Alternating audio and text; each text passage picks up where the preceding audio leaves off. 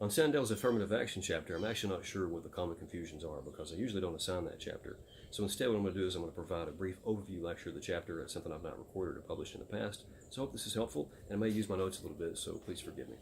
Affirmative action programs are, of course, those that would give extra points to applicants to college or to the university or perhaps to employment that are from minority groups. And Sandel considers three different arguments to justify affirmative action programs. The first is that they're there to correct for the testing gap. And the so-called testing gap is the worry that the ACT and the SAT and the Harvard entrance essay and the Presidential Management Fellows application process, they're all written from the perspective of white culture. And so when a minority goes through these testing processes, they take the ACT, their score doesn't accurately reflect their potential to do well at the university or in that job, but instead it partially reflects their understanding of background information of which we have no reason to think that they would actually have knowledge of, and it is also irrelevant to their performance at university or in the job. Now, what could these questions from the perspective of white culture be about? I'm not sure. Maybe hockey, because typically minorities don't play hockey. Although if you were to ask a question about hockey on the SAT or the SAT or whatever, I would also score poorly because I've never played hockey. I don't watch hockey. I know very little about hockey. I've got a second cousin in St. Louis that's very good at hockey. Tyler, you'll have to tell me about it sometime. But yeah, I don't know much about hockey either, and I suspect that's the case for many whites. I would say that maybe four-wheelers are on the list, but I've seen four-wheelers in rap videos and also in the Creed movie about Apollo Creed's son, Adonis, used to fight Rocky, of course, in the old boxing movies.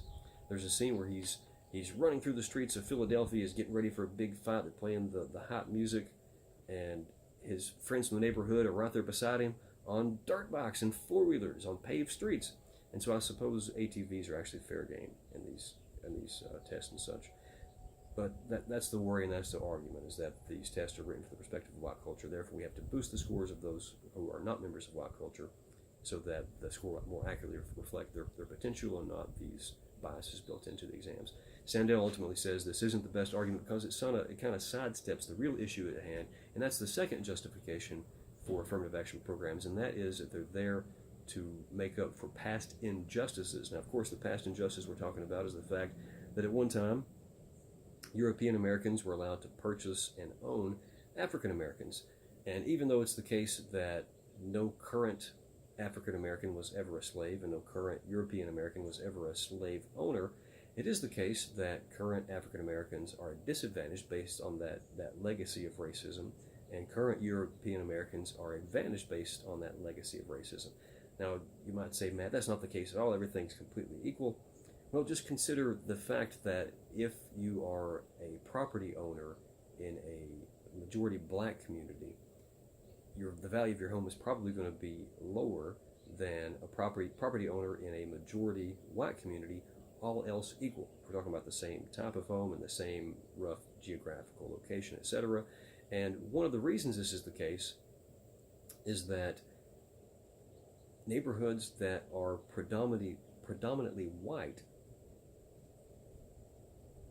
are reluctant, in some cases, to sell homes to members of minority groups, not because they themselves are racist, but because they're worried that if a minority family moves into their neighborhood, it will lower the property values of all the other homes in the neighborhood.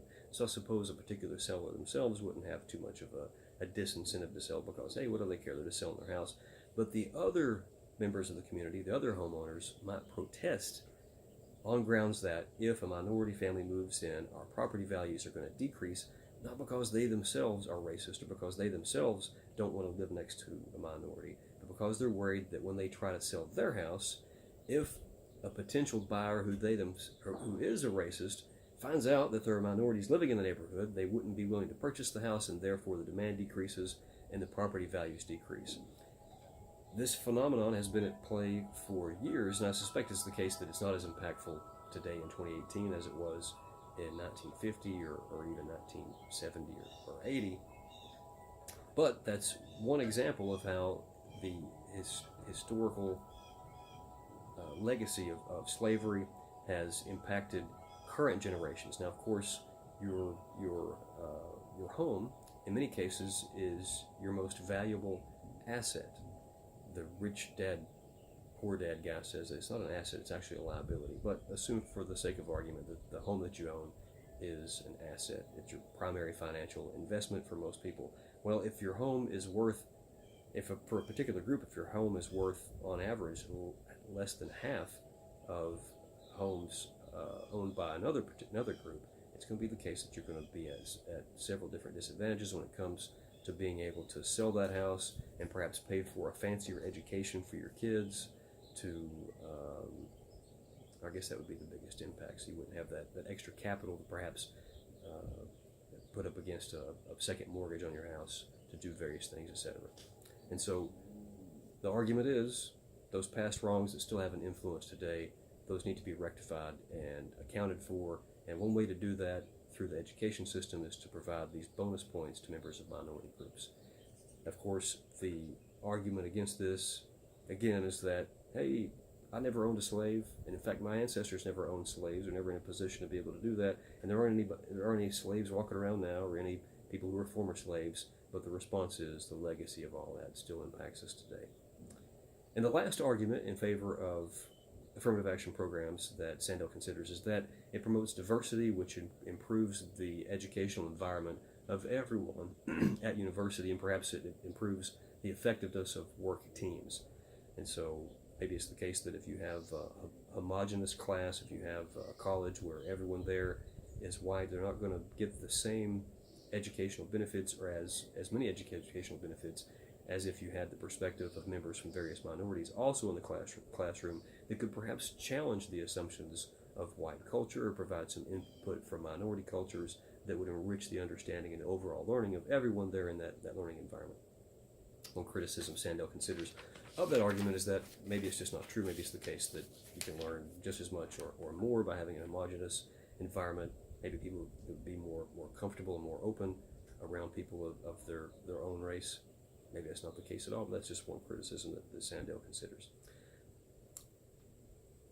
That's the practical criticism of that particular argument in favor of affirmative action.